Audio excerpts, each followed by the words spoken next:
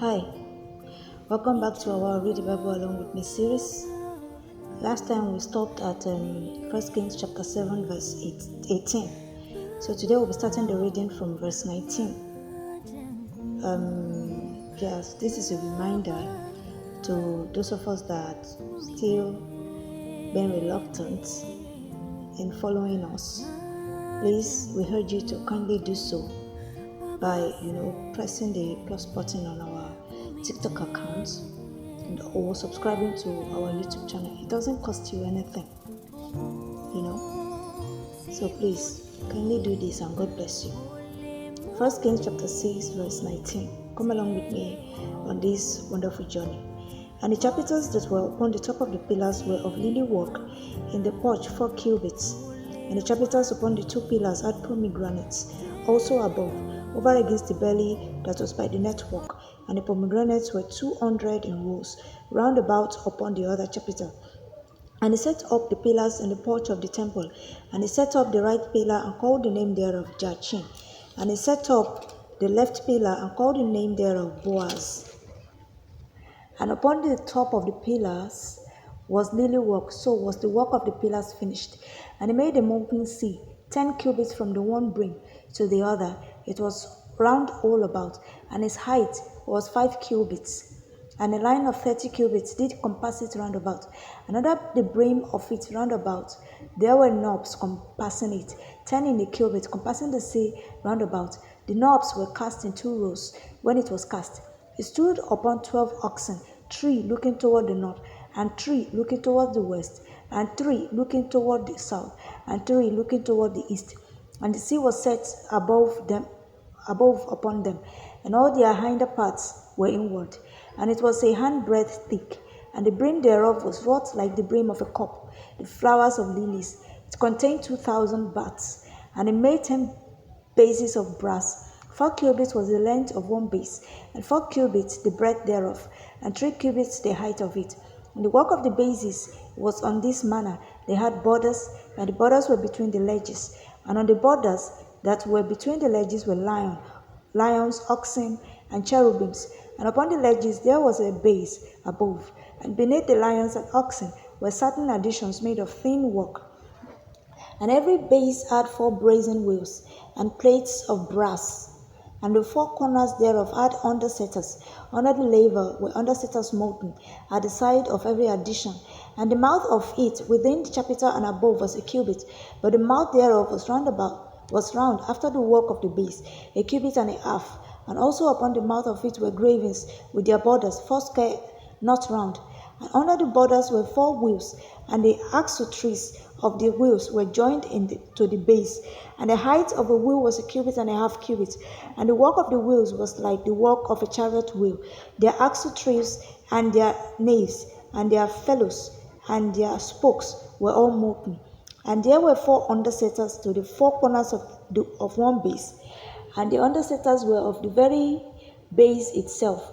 And in the top of the base was there a round compass of half a cubit high. And on the top of the base the ledges thereof and the borders thereof were of the same.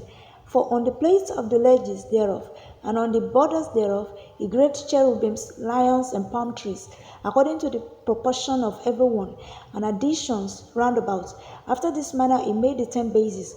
All of them had 1 casting, 1 measure, and 1 size. They made it 10 lavers of brass. 1 laver contained 4 baths, and every laver was 4 cubits, and upon every one of the 10 bases 1 laver. And he put 5 bases on the right side of the house, and 5 on the left side of the house. And he set the sea on the right side of the house, eastward, over against the south. And Hiram made the lavers and the shovels and the basins. So Hiram made an end of doing all the work that he made King Solomon for the house of the Lord. The 2 pillars and the 2 bowls of the chapiters that were on the top of the 2 pillars, and the 2 networks to cover the 2 bowls of the chapiters which were upon the top of the pillars, and 400 pomegranates for the 2 networks, even 2 rows of pomegranates for 1 network, to cover the 2 bowls of the chapiters that were upon the pillars, and the 10 bases and 10 lavers on the bases, and 1 sea and 12 oxen under the sea, and the pots and the shovels and the basins, and all these vessels which Hiram made to King Solomon for the house of the Lord were of bright brass. In the plain of Jordan did the king cast them, in the clay ground between Succoth and Zarthan. And Solomon left all the vessels unweighed, because they were exceeding many.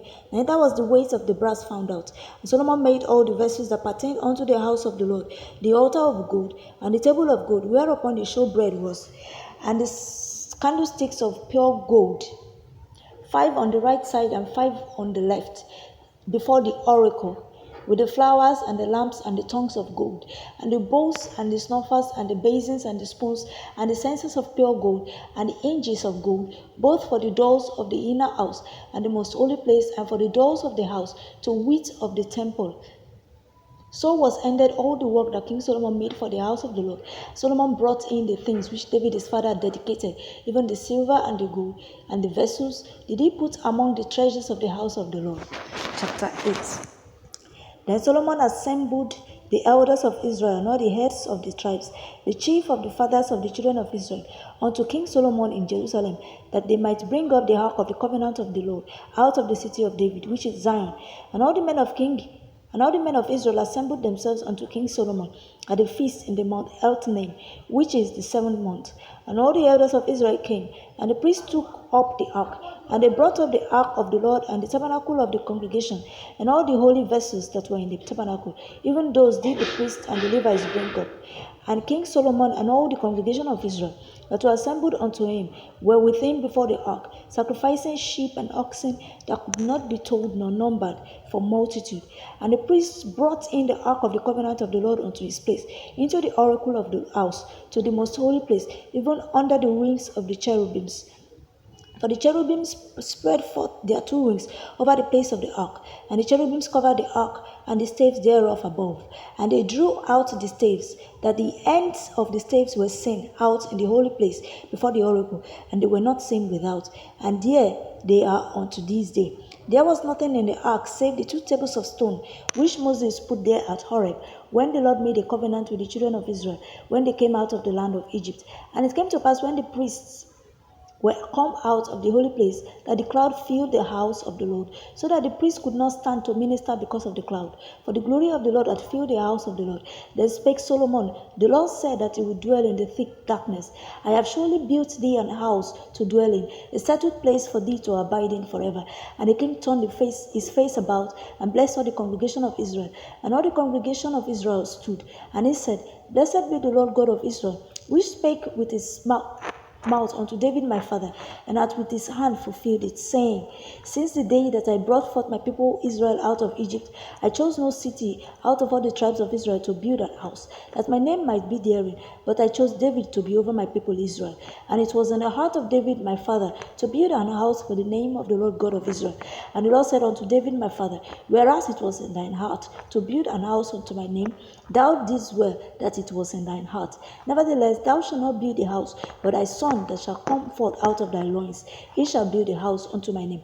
And the Lord hath performed his word that he spake, and I am risen up in the room of David my father, and sit on the throne of Israel, as the Lord promised, and have built an house for the name of the Lord God of Israel. And I have set there a place for the ark, wherein is the covenant of the Lord, which he made with our fathers, when he brought them out of the land of Egypt. Solomon stood before the altar of the Lord in the presence of all the congregation of Israel, and spread forth his hands toward heaven. And he said, Lord God of Israel, there is no God like thee, in heaven above or on earth beneath, who keepeth covenant and mercy with thy servants, that walk before thee with all their heart, who hast kept with thy servant David my father, that thou promised him. Thou spakest also with my mouth, and hast fulfilled it with thine hand, as it is this day. Therefore now, O Lord God of Israel, keep with thy servant David my father, that thou promised him, saying, There shall not fail thee a man in my sight, to sit on the throne of Israel, so that thy children take heed to their way, that they walk before me, as thou hast walked before me. And now, O God of Israel, let thy word, I pray thee, be verified, which thou speakest unto thy servant David, my father. But will God indeed dwell on the earth? Behold, the heaven and heaven of heavens cannot contain thee, how much less this house that I have builded. Yet have thou respect unto the prayer of the servant, and to his supplication, O Lord my God, to hearken unto the cry and to the prayer which thy servant prayeth before thee today. Thank you.